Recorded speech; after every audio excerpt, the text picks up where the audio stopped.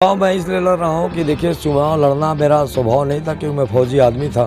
लेकिन जब मैं राजनीति में आया तो मुझे ऐसा लगा कि अगर आप सेवा करना चाहते हैं समाज में, तो समाज में व्यक्तिगत सेवा एक स्तर तक ही हो सकता है। और अगर आप समग्र विकास करना चाहते हैं लोगों का, और अगर उनके साथ चलना चाहते हैं और उनका विकास करना चाहते हैं या उनके हितों का अगर रक्षा करना चाहते हैं, तो आपको कहीं न कहीं किसी न किसी राजनीतिक पद पे और किसी न किसी पद पे आपको बैठना पड़ेगा, तभी आप इसका क्रियान्वयन कर सकते हैं। जनता के बीच जा रहे हैं, कितना समर्थन मिल रहा है और किन मुद्दाओं को लेकर आप जा रहे हैं?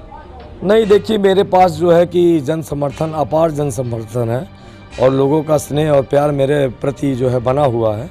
कहीं मुझे कोई तकलीफ़ नहीं है क्योंकि मुझे अपने कर्म पे बहुत विश्वास है। मैं अनवरत 6 साल से चल रहा हूँ और मैं आपको इतना बता दूँ कि आज तक जो भी मेरे पास आया, मेरा यही पैमाना था। मैंने उनसे कभी नहीं पूछा आप किसके आदमी हो, मैंने उनसे कभी नहीं पूछा आप किस समाज के हो। और मैं यहाँ तक मैं आपको बता दूं कि मुझे बार बार दबाने की कोशिश की गई। एक दफ़ा पहले भी मुझे दबाने की कोशिश की, जिसके तहत मैं जो है जेल तक की यात्रा किया और जो है आम लोगों के लिए किया, आम जन के लिए किया और पिछड़ों के लिए किया, दलितों के लिए किया, शोषितों के लिए किया। मैं जेल तक की यात्रा किया लेकिन उनको झुकने नहीं दिया और मैं जितना भी मेरे लायक था मैंने काम किया और लोगों को उनको सब मतलब वर्षों से बसपा के थे, कैंडिडेट थे, लेकिन अचानक आपने निर्दल क्यों कर दिया परिचय?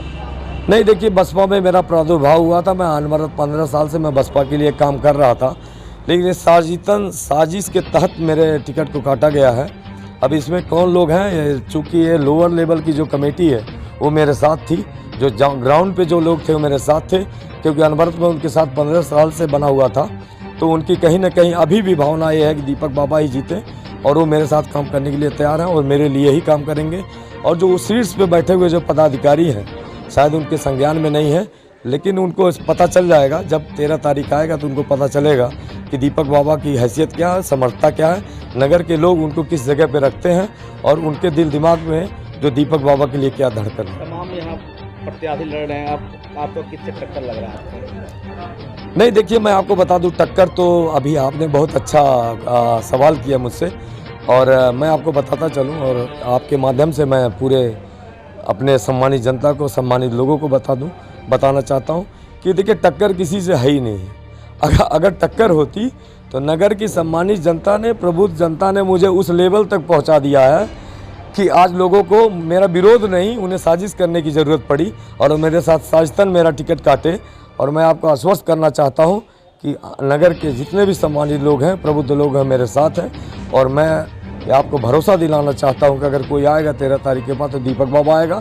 और मैं किसी भी प्रत्याशी के बारे में बात करना नहीं चाहता क्योंकि मैं ये जानता हूँ कि अवलोकन जो है कि ऑलरेडी नगर के सभी प्रबुद्ध लोगों में है कि दीपक बाबा की क्या हैसियत है, वो किस तरह का है, उसकी समर्थता क्या है, लोगों के पीछे रहने का तौर तरीका क्या है, उसका स्वभाव क्या है। क्योंकि अब मैं 2-3 महीने चुनावी हिसाब से नहीं, मैं अनवरत 6 साल से उनके बीच बना हुआ हूँ। वो मेरे स्वभाव से अच्छी तरह से परिचित है और मैं नहीं लगता मेरे इर्द गिर्द कहीं कोई प्रत्याशी है कि मैं जिसका बात करूँ आपसे। एक आखिरी सवाल, जनता अगर आपको आशीर्वाद देती है तो नगर में किस तरह का आप विकास काम करेंगे? नहीं, देखिए जनता अगर हमको आशीर्वाद देती है तो पहला मेरा सबसे बड़ा जो मेरा ध्यान होगा कि मुझसे जो मेरी समर्थता होगी, मेरी समर्थता यानी मेरे जो कार्यालय की समर्थता होगी, जो मेरे कार्यालय के अंतर्गत होगा, मैं उनसे ही वादा करना चाहता हूँ ये दीपक बाबा आपके लिए सुलभ होगा, आपके लिए सहज होगा और मेरे समर्थक अंदर अगर कोई कार्य होगा उसके लिए आपको कहीं भटकना नहीं पड़ेगा।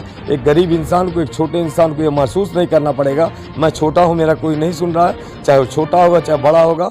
अगर मेरे कार्यालय में वो आएगा तो उसकी हैसियत वही होगी जो उसकी होनी चाहिए। और मैं व्यापारीगढ़ से एक बार आपके सामने समक्ष मैं अनुरोध करना चाहूँगा कि अब उन्हें भी संज्ञान में लेना चाहिए कि दीपक बाबा उनके लिए क्या कर सकता है और दीपक बाबा की सोच क्या है। लेकिन मैं उनको आश्वस्त करना चाहता हूँ कि जिस दिन दीपक बाबा इस पद पे आसीन होगा, अध्यक्ष पद पे बैठेगा, मैं ज़्यादा दिन नहीं लगाऊंगा, ज़्यादा से ज़्यादा मैं 2 महीने के अंदर मैं पूरे व्यवसायीगढ़ को ये एहसास करा दूंगा कि दीपक बाबा एक जायज़ इंसान है जो इस वक्त जायज़ पद पे बैठ गया है।